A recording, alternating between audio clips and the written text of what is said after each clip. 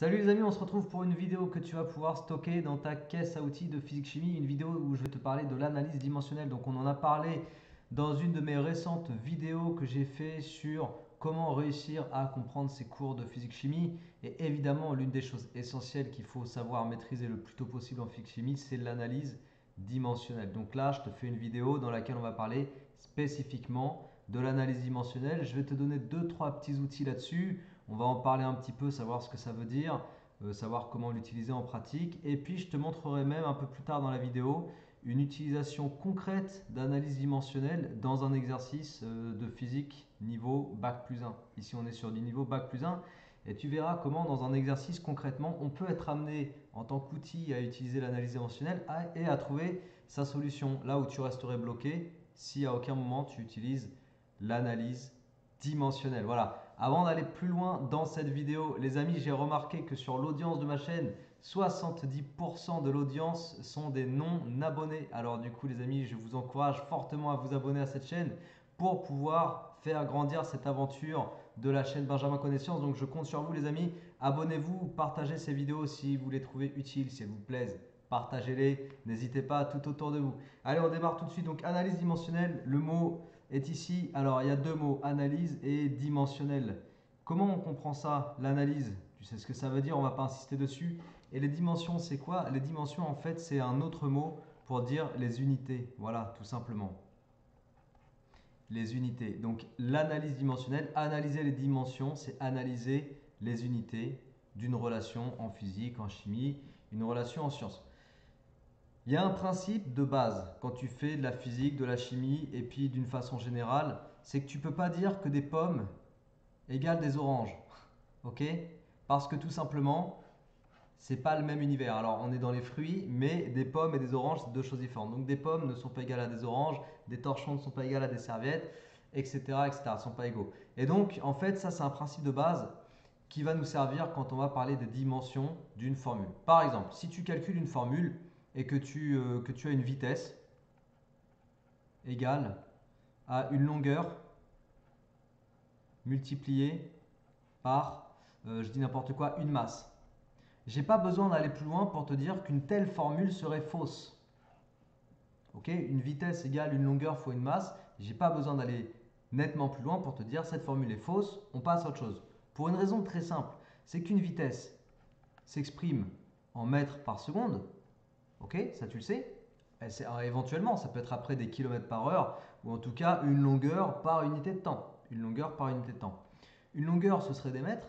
Une masse, ce serait par exemple des kilogrammes. Donc là, en fait, on serait en train de dire que des mètres par seconde seraient égaux à des mètres fois des kilogrammes, ce qui est complètement faux. On est d'accord? Donc c'est de ça dont je parle quand je te dis que des pommes ne peuvent pas être égales à des oranges. Après, tu le fais avec tous les fruits que tu veux ou l'exemple que tu veux. C'est juste pour t'illustrer qu'on est là-dessus quand on parle d'analyse dimensionnelle. Et en fait, d'avoir les mêmes unités à gauche et à droite d'une égalité, donc dans les deux membres d'une égalité, ça revient à dire ok, qu'on a une relation homogène. Voilà, je te l'écris en rouge si tu veux. Donc retiens ça, le mot pour désigner qu'une relation peut être vraie, c'est homogène. Alors, on aurait par exemple la relation suivante. Une vitesse égale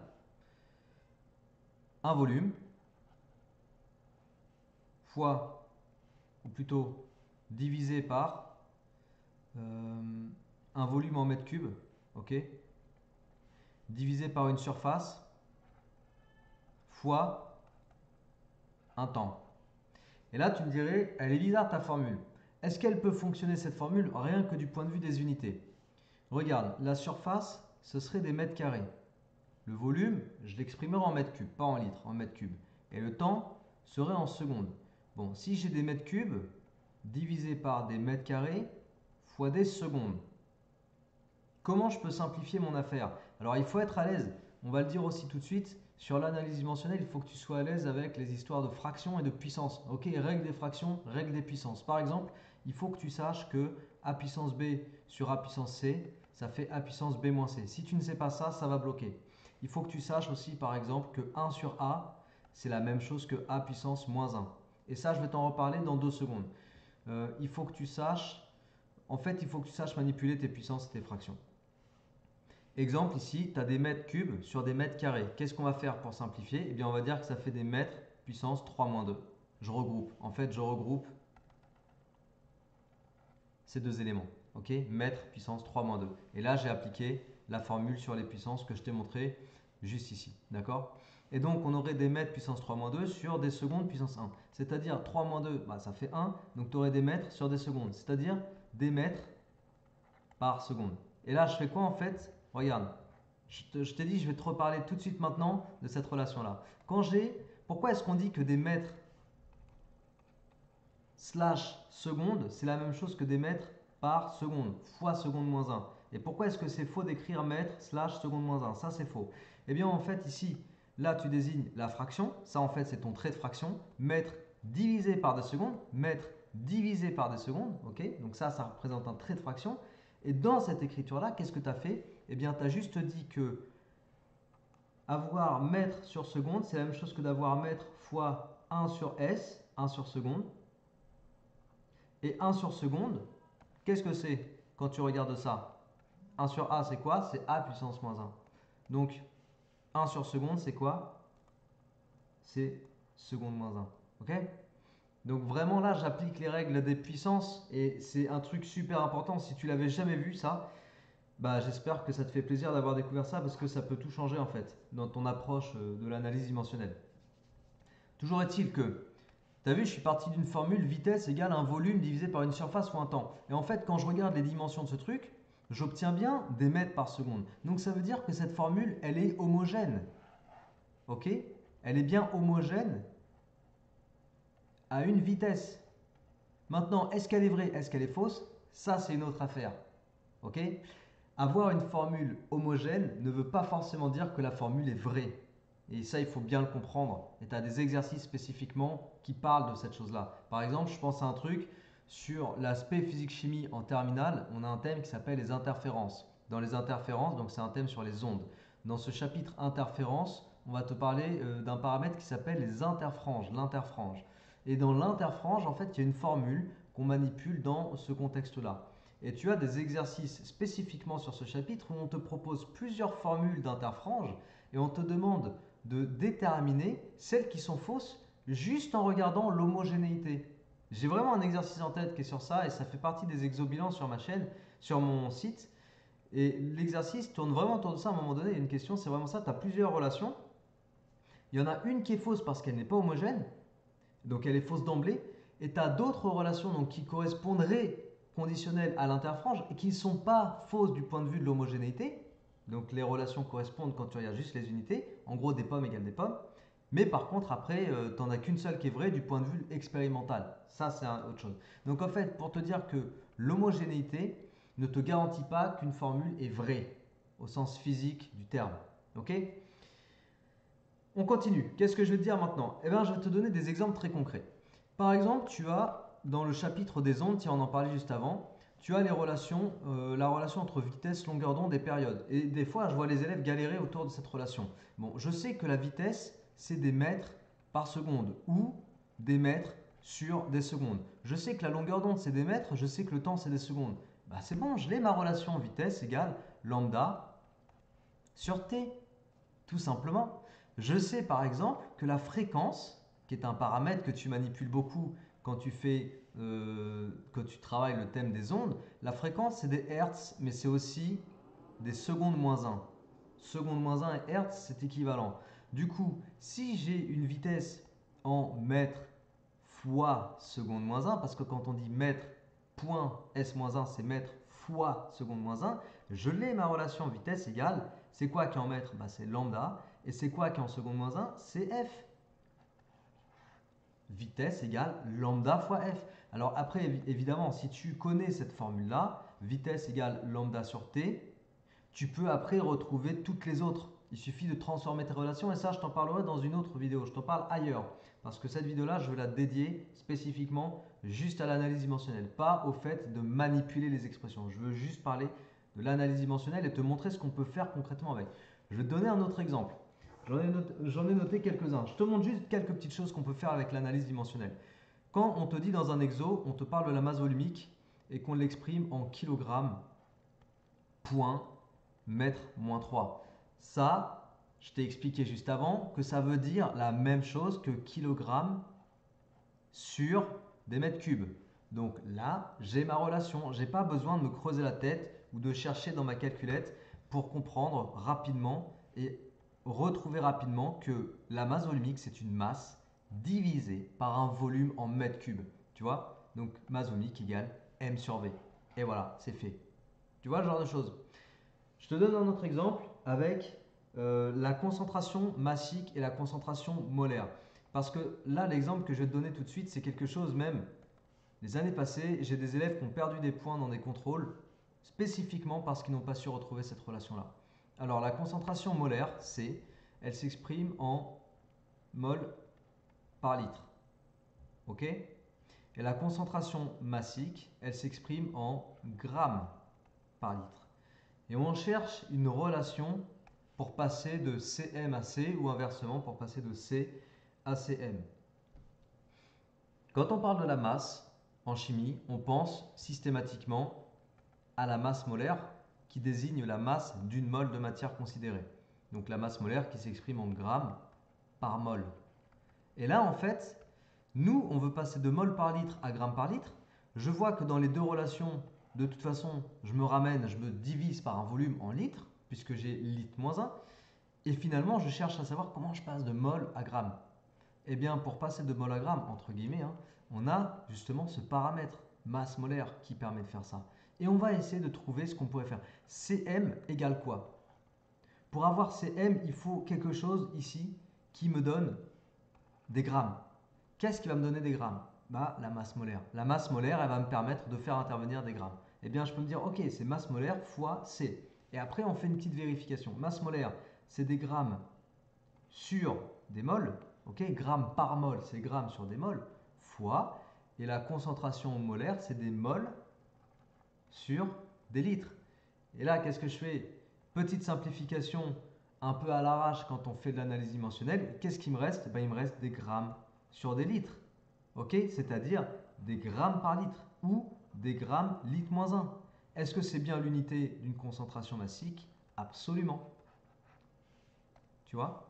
Et là où on galérait éventuellement à se dire oh là là, il faut connaître toutes les formules, il faut se souvenir de tout, il faut que je rentre tout dans ma calculatrice, etc. Là en fait où on galérait, non là on galère plus parce qu'on a des méthodes, parce qu'on a l'analyse dimensionnelle. C'est un truc ultra performant. Et personnellement je l'ai découvert sur le tard en fait l'analyse dimensionnelle. On m'en avait pas parlé du coup au lycée, je connaissais pas, j'ai découvert en bac plus. Et ce qui s'est passé du coup, c'est qu'au lycée j'ai galéré toujours à retrouver mes relations avec des produits en croix. Tu vois, moi je fonctionnais en produit en croix. Là où la prof me disait au lycée, non, ne fais pas ça, c'est nul, etc. Mais moi je comprenais pas le truc, j'avais pas d'autre méthode. Quand j'ai découvert l'analyse dimensionnelle, c'était royal. Qu'est-ce que je peux te donner d'autre comme relation pour... Ah oui, ici, on peut même trouver des choses. Alors, autre chose que tu peux faire avec l'analyse dimensionnelle, regarde. Tu as par exemple la relation P égale M fois G, le poids. P égale mg. En général, tu connais cette relation. Et en général, tu sais que le poids est une force, donc que c'est des newtons. Et tu sais que G, c'est l'équivalent d'une accélération et que c'est des mètres seconde moins 2. Et en fait, du coup, que te donne cette relation P égale mg? Elle te donne une équivalence entre des newtons et les unités de base en physique, que sont les unités de masse, de longueur et unités de temps. Parce que tu sais que des newtons, c'est l'équivalent d'une masse, grand M pour masse, fois une longueur, grand L pour longueur, fois un temps, grand T pour temps, puissance moins 2. Voilà. Et ça, pour moi, c'est super pratique. Je me suis servi de ça, là, par exemple, le fait de retrouver des équivalents entre des unités. J'ai eu à l'utiliser concrètement dans des exercices dans ma scolarité, donc en bac plus. J'ai eu concrètement à utiliser ce que je suis en train de te montrer là. Les fois où je me suis demandé, ah mais qu'est-ce que c'est en fait des newtons? Parce que tu vois, dans des formules, essayer de retrouver ces trucs et tout, et de me dire, ah mais oui, mais du coup, comme des newtons, comme le poids c'est mg, comme le poids est en newtons, du coup, des newtons, c'est comme des kilogrammes fois des mètres fois des secondes moins 2. Et en fait, ça, dans des exos d'analyse dimensionnelle, ça te débloque de façon royale là encore. Donc ultra pratique aussi d'aller travailler comme ça pour trouver des équivalences d'unités. Ok? C'est quoi le newton? C'est équivalent à quoi? Bah, c'est équivalent à masse fois longueur fois temps moins 2. Ouais, j'avais un autre exemple avec, si on peut parler aussi des puissances. Quand on a puissance égale énergie, donc je vais noter ça grand E, divisé par durée. Bon, bah après, ça te donne l'équivalence entre watts, les joules, et puis les secondes. Enfin, le temps, quoi. Joule, seconde moins 1. Tiens, si tu veux retrouver équivalent du joule. Équivalent du joule. Là, je viens d'y penser. Tu vois, je n'avais pas pensé à te faire cet exemple là quand j'ai préparé rapidos. Et puis, j'ai une idée pour te donner concrètement une application de ce que je t'ai dit juste avant. Et puis, du coup, après, on va trouver l'équivalent du watt. L'équivalent du joule, avec les unités masse, longueur, etc., on va utiliser pour ça la formule énergie cinétique égale 1 demi mv carré. Une formule que tu connais. D'accord? M la masse, V la vitesse. En mètres par seconde, la masse en kilogrammes. Donc l'énergie est en joules. Donc parfait, je mets des joules. Et puis là, donc 1 demi n'a pas d'unité. Masse en kilogrammes. Alors je ne vais pas mettre un égal, je vais mettre une flèche pour te dire équivalent. Tac, tac. Et puis les vitesses, je te dis mètres par seconde au carré. Mètres par seconde au carré, j'utilise quoi? J'utilise ce que je t'ai dit tout à l'heure. Quand j'ai des puissances, il faut que je connaisse mes règles de puissance. Quand j'ai A puissance C puissance B, eh bien ça fait A puissance C fois B. Et puis si j'ai A fois B puissance C, ça je peux dire que c'est A puissance C fois B puissance C, etc. En fait, toutes tes règles des puissances, c'est ça qu'il faut connaître pour l'analyse dimensionnelle. Je pense que tu as bien compris. Du coup, quand j'ai mètre seconde moins 1 au carré, ça va me faire mètre au carré fois seconde moins 2. Et du coup, qu'est-ce que je trouve? Ben, je trouve que des joules, c'est l'équivalent d'une masse fois une longueur au carré fois un temps puissance moins 2. Et du coup, je peux trouver l'équivalent du watt, puisque watt, c'est l'équivalent donc de joule seconde moins 1, c'est-à-dire, je vais écrire dessous, c'est-à-dire kilogramme mètre carré seconde moins 2, seconde moins 1, c'est-à-dire kilogramme mètre carré seconde moins 3. Ok, seconde moins 2, seconde moins 1, ça fait seconde moins 3. Et là, tu pourrais te dire à quoi ça sert tout ça? Mais je te le dis, en fait, tout ça, ça sert juste à être de plus en plus autonome sur tes formules, à retenir, à pratiquer. Puisque je te l'ai déjà dit dans d'autres vidéos, enfin maintes et maintes fois, le par cœur pour moi, c'est pas une option. À un moment donné, le par cœur, c'est plus une option. Ça ne te permet pas vraiment d'être performant. Donc à un moment donné, pardon, il faut que tu sois autonome sur ta gestion, sur ton utilisation des formules en physique-chimie.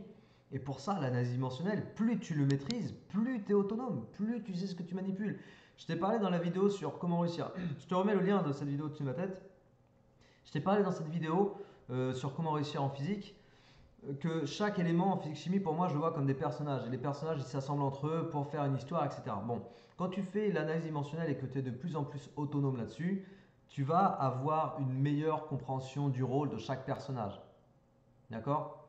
Là, par exemple, avec l'équivalent, que le watt, c'est l'équivalent de kilogramme mètre carré seconde moins 3, peut-être qu'on peut se dire que dans la puissance, tu as la masse qui intervient, que tu as une histoire de vitesse qui intervient. Enfin bref, on peut se dire plein de choses. Après, on peut imaginer vraiment beaucoup de choses et comprendre plus facilement les choses.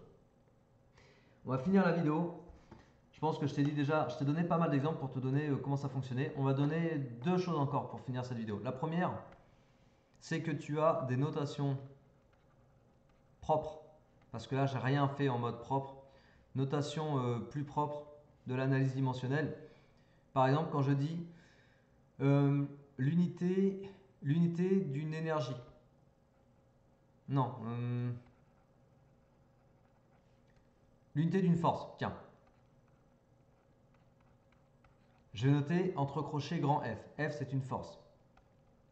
L'unité d'une force, on sait que c'est des newtons. Ok? Donc l'unité entre crochets d'une force, c'est des newtons. Mais je sais aussi qu'une force, c'est la même chose que une unité de masse, petit m ça désigne masse, fois une unité d'accélération, donc petit g. Et là, je pense à ma formule P égale mg. Ok? J'avais dit qu'une force, P, le poids c'est une force, égale m fois g. Et l'unité d'une masse, c'est quoi? Je vais utiliser donc les notations que je t'ai indiquées juste avant. Grand M, c'est ce qui désigne dans l'analyse dimensionnelle les unités de masse. En kilogrammes, en grammes, peu importe. Grand M, c'est une unité de masse. Et G, mètre fois seconde moins 2. Des mètres, c'est quoi? C'est une unité de longueur. Et les secondes moins 2, c'est une unité de temps puissance moins 2. C'est comme ça qu'on note plutôt l'analyse dimensionnelle quand on veut le faire proprement. Surtout dans le supérieur, on va plutôt utiliser ces notations-là. Et les notations entre crochets pour désigner le paramètre dont tu cherches l'unité, d'accord? Donc il y a des façons plus propres de noter les choses. Mais déjà, si tu apprends à manipuler l'analyse dimensionnelle rien qu'en regardant les unités, en faisant des simplifications comme ça, là, comme j'ai fait à l'arrache, ça va, c'est déjà très bien. Au lycée, pour moi, c'est déjà très bien ça. Dernière chose pour finir, je t'ai dit que j'allais te donner un exemple concret. Donc on était sur cet exercice avec un élève et ça parle d'équation d'onde et de vitesse d'une onde dans une corde. Et en fait, la vitesse d'une onde dans une corde, elle dépend, on peut retrouver ça mathématiquement, elle dépend d'une force, T0 c'est une force, et elle dépend d'un paramètre qui s'appelle la masse linéique de la corde. Ok, la masse linéique de la corde. C'est-à-dire la masse par unité de longueur. Alors T0, on sait que c'est des newtons, c'est une force. Et puis la masse linéique, du coup, c'est des kilogrammes par mètre. Donc cette formule, si tu veux, l'élève, il l'avait dans son cours, pas de problème là-dessus. Et puis en lisant l'énoncé, donc c'est une histoire de TGV tout. En plus, c'est un exercice génial avec une application concrète. C'était vraiment top de faire cet exercice. J'ai beaucoup aimé. Et en gros, dans cet exercice-là, si tu veux, on avait moyen très facilement de recalculer T0. Je ne te demande pas de comprendre le contexte, hein, l'idée n'est pas là. Je veux juste te dire un truc. C'est que la corde, en l'occurrence, dans laquelle on cherchait à calculer la vitesse de l'onde, c'était un câble de diamètre 12 mm et de masse volumique 8,9 10 puissance 3 kg par mètre cube. C'est des câbles en cuivre. Donc ça, c'est la corde dans laquelle on va avoir l'onde qui se propage et dont on cherche la vitesse. On a la masse volumique et on a son diamètre. Ok? Mais le truc, c'est que pour appliquer notre formule, on a besoin de la masse linéique. D'accord? Qui est en kilogrammes par mètre. Et nous, on a la masse volumique et on a le diamètre du câble. Et là, en fait, qu'est-ce qu'il fallait être capable de faire dans cet exercice? Il fallait être capable de retrouver par soi-même le moyen de calculer la masse linéique à partir des données de l'énoncé. Et pour faire ça, c'était clairement de l'analyse dimensionnelle. Qu'est-ce qu'on a fait avec l'élève? On a regardé l'unité de la masse volumique, kilogrammes par mètre cube. Et là, on s'est dit, ok, si j'ai des kilogrammes par mètre cube, pour avoir à un moment donné des kilogrammes par mètre, qu'est-ce qu'il faut que je fasse? Il faut que je multiplie par des mètres carrés. Ok? Puisque mètre moins 3 fois mètre carré, qu'est-ce que ça va donner? Ça va donner des mètres moins 1. Là, j'utilise ma règle de puissance dont je t'ai parlé avant. Moins 3 plus 2, ça fait moins 1. Mètre carré, c'est quoi les mètres carrés? Quand tu considères une corde, quand tu considères un câble, t'imagines un câble en cuivre, tu as déjà vu des câbles. Bon, c'est quoi en fait un des paramètres caractéristiques d'un câble? C'est sa section. Et une section, c'est en quoi? C'est en mètres carrés. Et justement, on nous donnait le diamètre du câble, donc ça pouvait permettre de recalculer la section, qui n'est donc qu'un cercle, ok, un disque, donc une section de disque pierre carrée. Et donc, tu avais le diamètre, la surface du disque de la section, donc tu avais des mètres carrés. Et en faisant masse volumique fois section, d'accord, on avait la masse linéique. Et du coup, là, je te donne un exemple très concret d'application. Pour retrouver une formule masse linéique, c'est masse volumique fois une section, fois la section du câble. Tu vois? Et en fait, rien qu'en utilisant ça, on a pu faire notre exercice tranquillement. Sauf que si tu ne sais pas faire ça, là on est en bac plus 1. D'accord? Cet exercice est en bac plus 1. Je t'ai donné cet exemple pour vraiment te faire comprendre. Tu n'as pas de cours spécifiquement en bac plus 1 qui va porter sur l'analyse dimensionnelle. C'est un truc que tu apprends à faire au fur et à mesure. Sauf que si tu ne sais jamais le faire, si tu ne l'as jamais fait, si tu t'y es jamais intéressé et que tu déboules sur ce genre d'exercice sans rien connaître de l'analyse dimensionnelle, comment tu fais? Voilà. Donc je vais te donner un exemple. Si tu vises des études, si toi qui regardes cette vidéo, tu vises des études scientifiques après le bac, sache que l'analyse dimensionnelle, ça va te servir à coup sûr. Je te le garantis sur facture. Si tu es au lycée, que tu ne vises pas nécessairement des études scientifiques après le bac, mais que tu veux quand même un bon dossier et tout, en physique-chimie, je te conseille vraiment de voir comment fonctionne l'analyse dimensionnelle et de la mettre en pratique dans tes exos. Ça va te simplifier la tâche pour pour savoir retrouver toi-même toutes tes formules, là, notamment en chimie, les formules en physique, quand on parle de masse volumique et tout. Il y a une autre vidéo dans laquelle je vais te parler plutôt de comment transformer ces formules, mais déjà là, on a parlé d'analyse dimensionnelle, je pense que c'est pas mal du tout. J'espère que cette vidéo t'a plu, ça m'a fait plaisir de te la faire. Si je pense une autre façon de l'expliquer, je l'expliquerai dans une autre vidéo. Mais déjà là, prends déjà ça en note, essaie déjà d'appliquer tout ça dans des exos. Mets tes commentaires sous la vidéo si tu veux partager avec moi ton expérience, tes avis, conseils, etc. Avec plaisir, je lis tous les commentaires, donc il n'y a pas de problème là-dessus. Et puis comme je l'ai dit les amis, partagez cette vidéo autour de vous, abonnez-vous si vous n'êtes toujours pas abonné et n'hésitez pas à aller voir sur mon site internet tout ce que je propose en plus des vidéos YouTube, des fiches, des vidéos synthèse, du coaching perso. Il y a vraiment beaucoup de choses, allez faire un tour les amis si c'est quelque chose qui peut être utile pour vous. Sur ce, portez-vous bien, prenez soin de vous et à très bientôt les amis. Ciao, ciao.